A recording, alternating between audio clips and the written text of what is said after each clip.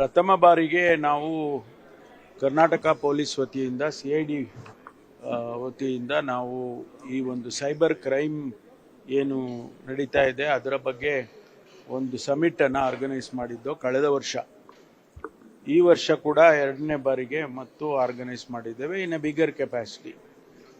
ಇದರ ಉದ್ದೇಶ ಏನು ಅಂತ ಹೇಳಿದ್ರೆ, ಒಂದು ನಮ್ಮಲ್ಲಿ ಪ್ರತಿಯೊಬ್ಬ ಪೊಲೀಸ್ ಸಿಬ್ಬಂದಿಗೆ ಸೈಬರ್ ಬಗ್ಗೆ ಹೆಚ್ಚು ನಾಲೆಡ್ಜ್ ಕೊಡಬೇಕು, ಅವರಿಗೆ ಟ್ರೈನಿಂಗ್ ಕೊಡಬೇಕು ಮತ್ತು ಏನೆಲ್ಲ ಆಗ್ತಾ ಇದೆ ಪ್ರಪಂಚದಲ್ಲಿ ಮತ್ತು ಸೈಬರ್ ವರ್ಲ್ಡಲ್ಲಿ ಅನ್ನೋದನ್ನು ಅವರಿಗೆ ತಿಳಿಸಬೇಕು ಅನ್ನುವಂಥದ್ದು ಆ ಉದ್ದೇಶ ಇಟ್ಟುಕೊಂಡು ನಾವು ಒಂದು ಇನ್ಸ್ಟಿಟ್ಯೂಟನ್ನು ಮಾಡಿದ್ದೇವೆ, cyber crime investigation training institute ಅಂತ.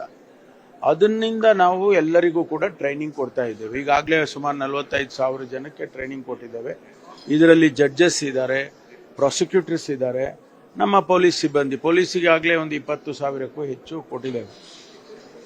ಇದು national and international cyber crime has no boundaries. ಹಾಗಾಗಿ ಎಲ್ಲರೂ ಕೂಡ ಬರಲಿ ಅಂತೇಳಿ ನಾವು ಇದನ್ನು ಆರ್ಗನೈಸ್ ಮಾಡಿದ್ದು. ಬೇರೆ ಬೇರೆ ರಾಜ್ಯದಿಂದ ಭಾಳಷ್ಟು ಜನ ಬಂದಿದ್ದಾರೆ.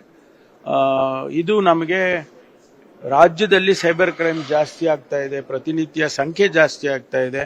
ಈಗಾಗಲೇ ನಮಗೆ ಈ ವರ್ಷ ಕಳೆದ ವರ್ಷ 23ರಲ್ಲಿ ಸುಮಾರು 22,000 ಸೈಬರ್ ಕ್ರೈಮು ರಿಜಿಸ್ಟರ್ ಆಗಿದೆ. ಅನ್ರಿಜಿಸ್ಟರ್ಡ್ ಎಷ್ಟೋ ಇರಬಹುದು. ಇದರಲ್ಲಿ ಬ್ಯಾಂಕ್ ಅಕೌಂಟ್ಸ್ ಹ್ಯಾಕ್ ಮಾಡ್ತಾರೆ, ಡೇಟಾ ಹ್ಯಾಕ್ ಮಾಡ್ತಾರೆ, ಭಾಳ ಇಂಪಾರ್ಟೆಂಟ್ ಡೇಟಾಗಳನ್ನು ಹ್ಯಾಕ್ ಮಾಡ್ತಾರೆ. ಆಮೇಲೆ ಅವರ ಪರ್ಸನಲ್ ಅಕೌಂಟ್ಸು ಹ್ಯಾಕ್ ಮಾಡ್ತಾರೆ. ಗೌರ್ಮೆಂಟ್ ಅಕೌಂಟ್ಸ್ಗೆ ಹ್ಯಾಕ್ ಮಾಡಿರೋದನ್ನು ಕೂಡ ಕೇಳಿದ್ದೇವೆ. ಈ ರೀತಿ ಕ್ರೈಮ್ ಆಗ್ತಾ ಇರುವಾಗ ನಾವು ಅದನ್ನು ತಡೆಗಟ್ಟದೆ ಹೋದರೆ ಭಾಳ ತೊಂದರೆಗಳಾಗ್ತದೆ ಅನ್ನುವಂಥದ್ದು. ನಮ್ಮ ನಾರ್ಮಲ್ ಕ್ರೈಮಿಗೆ ಅದಕ್ಕಿಂತ ಹೆಚ್ಚಾಗಿ ಇವತ್ತು ಸೈಬರ್ ಕ್ರೈಮ್ ಆಗ್ತಾಯಿದೆ. ಒಂದು ಉದಾಹರಣೆ ಹೇಳಬೇಕಂದ್ರೆ ನಿಮಗೆ ಈ ವೈಟ್ ಫೀಲ್ಡ್ ಅಂದರೆ ನಮ್ಮ IT ಕಂಪನೀಸ್ ಎಲ್ಲ ಹೆಚ್ಚಿರೋದು. 40% ಕ್ರೈಮ್ ಈಗಾಗಲೇ ಸೈಬರ್ ಕ್ರೈಮ್ ಆಗಿದೆ. 40 ಟೋಟಲ್ ಕ್ರೈಮ್ನಲ್ಲಿ 40% ಬರೀ ಸೈಬರ್ ಕ್ರೈಮ್ ಆಗಿದೆ.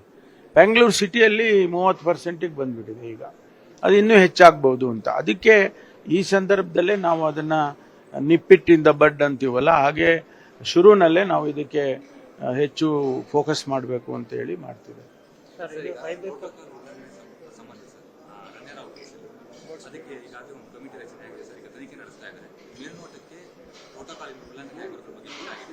ಅಲ್ಲ, ನಮಗೆ ಇನ್ನೂ ಕೂಡ ಯಾವುದು ಮಾಹಿತಿ ಕೊಟ್ಟಿಲ್ಲ. ನಾನೇ ಅದನ್ನು ಫಸ್ಟು ಒಂದು ಸಮಿತಿಯನ್ನು ಮಾಡಿದೆ. ಅದರಲ್ಲಿ ಏನಾಯಿತು ಅಂತ ಹೇಳಿದರೆ, ನಾವು ಇಮಿಡಿಯೇಟ್ ಆಗಿ ಒಂದು ಎನ್ಕ್ವೈರಿ ಮಾಡಬೇಕು ಅಂತ ಹೇಳಿ ಮಾಡಿದಾಗ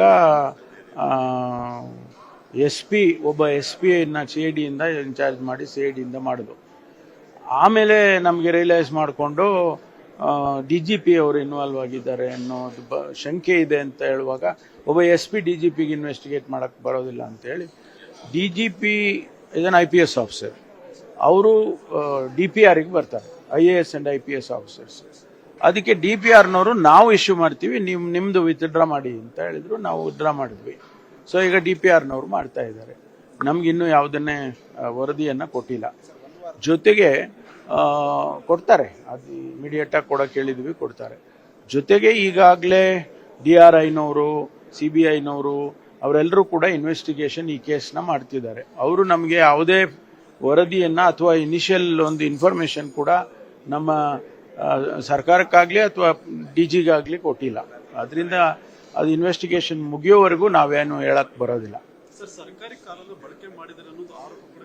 ಅಲ್ಲ, ಅದು ಇನ್ವೆಸ್ಟಿಗೇಷನ್ ಮಾಡ್ತಿದ್ದಾರಲ್ಲ ಈಗ, ಅದನ್ನೇ ತಾನೇ ನಾವು ಆದೇಶ ಮಾಡಿರೋದು. ಎಲ್ಲವನ್ನು ಕೂಡ ಅವರು ವರದಿ ಬರೋವರೆಗೂ ಸ್ವಲ್ಪ ಕಾಯಬೇಕು.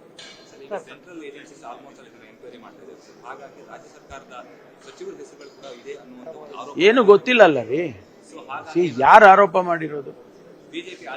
BJP ಮಾಡಿದಾರಲ್ವಾ?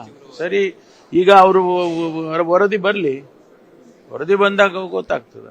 ಸೈಬರ್ ಕ್ರೈಮ್ ಸಾಲ್ವ್ ಮಾಡೋಕ್ಕೆ DGP ಲೆವೆಲಲ್ಲಿ ಆಫೀಸರ್ಗೆ ಅಪಾಯಿಂಟ್ಮೆಂಟ್ ಮಾಡಬೇಕಂತ ಒಂದು ವಿಚಾರ ಇರ್ತದೆ ಅಲ್ಲ. ಈಗ ಮಾಡ್ತಾ ಇದೀವಿ ನಾವೊಂದು DGP ಒಂದು ವರ್ಟಿಕಲ್ ಕ್ರಿಯೇಟ್ ಮಾಡಬೇಕು ಅಂತ ಈಗಾಗಲೇ ಕಮಿಟ್ ಆಗಿದ್ದೀವಿ. ಅದನ್ನ ಈಗ ಫಾರ್ಮ್ಯಾಟ್ ಮಾಡ್ತಾ ಇದ್ದೀವಿ. ಮಾಡಿದ ಅದೆಲ್ಲ ಫಾರ್ಮ್ಯಾಟ್ ಕಂಪ್ಲೀಟ್ ಆದ ತಕ್ಷಣ ಡಿ ಜಿಗೆ ಜವಾಬ್ದಾರಿ ಕೊಡ್ತೀವಿ.